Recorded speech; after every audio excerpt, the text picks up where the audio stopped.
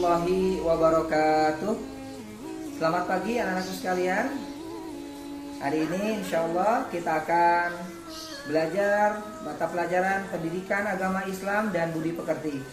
Akan tetapi seperti biasa kita awali pembelajaran kita pada pagi hari ini dengan kita membaca surat Al-Fatihah. Kita berdoa kepada Allah Subhanahu wa taala. Mudah-mudahan pembelajaran kita diberikan kemudahan oleh Allah Subhanahu wa taala dan ilmu yang kita dapatkan menjadi ilmu yang bermanfaat dunia dan akhirat. Amin ya rabbal alamin. Al-Fatihah. A'udzu billahi minasy syaithanir rajim. Bismillahirrahmanirrahim. Alhamdulillahi rabbil alamin.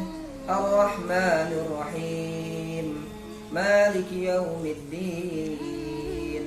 Iyyaka na'budu wa iyyaka nasta'in. Ihdinas siratal mustaqim. Siratal ladzina an'amta 'alaihim ghairil maghdubi 'alaihim waladdallin. Amin. Baik anak-anakku sekalian, sebelum kita mulai, Bapak mau bertanya dulu. Tahu nggak kalian materi yang hari ini kita akan bahas? Ada yang tahu nggak? Apa ya?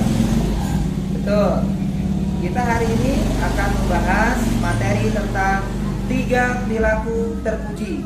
Yang pertama adalah ikhlas, yang kedua adalah sabar, dan yang ketiga adalah pemaaf. Kita akan bahas satu-satu ya.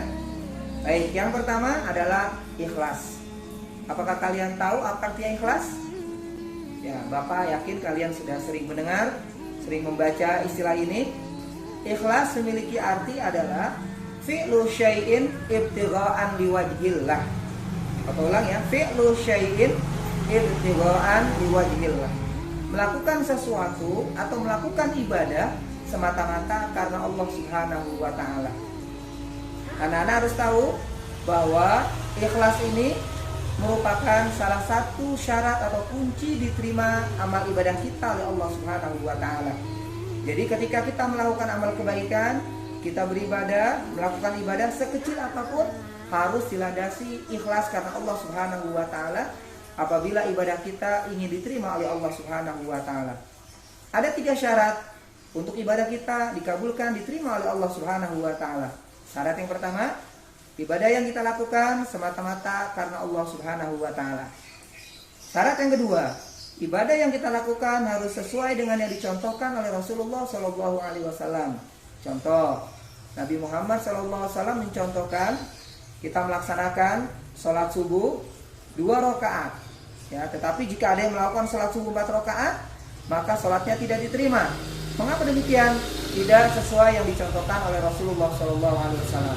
Kemudian syarat yang ketiga, syarat diterimanya amal ibadah kita, amal ibadah yang kita lakukan harus dilandasi iman kepada Allah Subhanahu wa taala.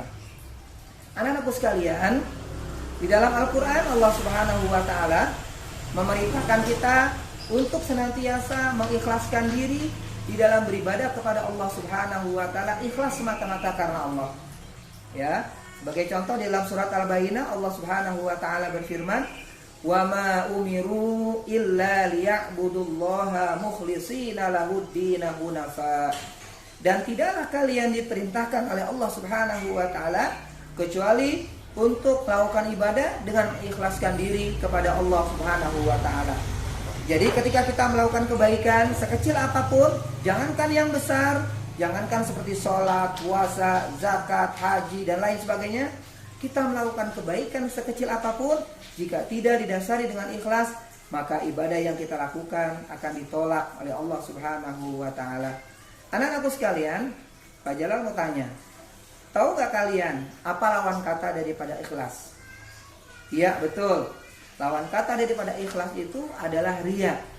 Riya artinya adalah melakukan sesuatu pekerjaan atau ibadah dengan tujuan agar dilihat, dipuji oleh orang lain. Nah, ini sangat bahaya sekali anak-anak sekalian. Ya, karena riya itu salah satu bagian dari sekian banyak penyakit hati yang memang sangat berbahaya di dalam agama kita.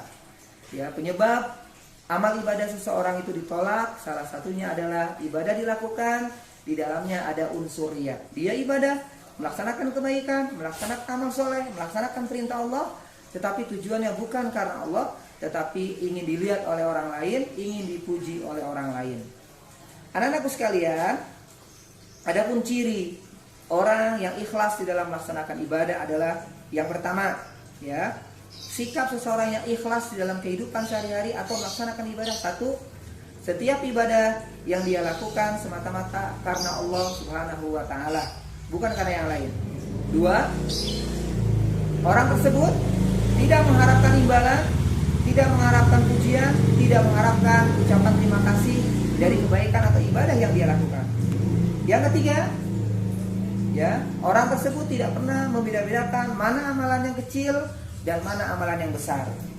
Yang keempat, dia selalu berhati-hati di dalam ucapannya, perbuatannya, dalam ibadahnya, agar tidak dihinggapi dengan penyakit-penyakit hati yang lain seperti riya, agar ibadahnya itu berkualitas, diterima oleh Allah Subhanahu wa ta'ala.